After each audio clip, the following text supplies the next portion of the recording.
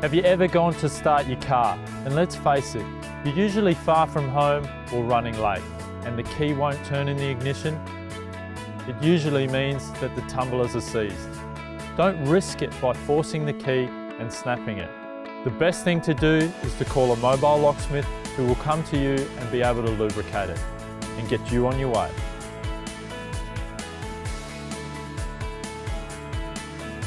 This has been another Master Locksmith top tip. So remember guys, for all your locksmith needs, pick me.